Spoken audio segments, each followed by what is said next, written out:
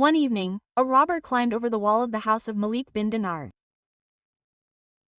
He had no difficulty in entering, but as soon as he entered the house, his heart was broken, because he found nothing to steal. The owner was busy in prayer. When he realized that he was not alone, he quickly finished his prayer and stood before the robber. He showed neither surprise nor fear. The owner greeted him very calmly and said, "May Allah forgive you."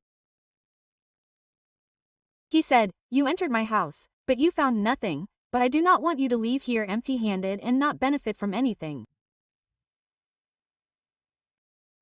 He went to another room and brought a jug filled with water. He looked the robber in the eyes and said, "Perform ablution and pray 2 rakas."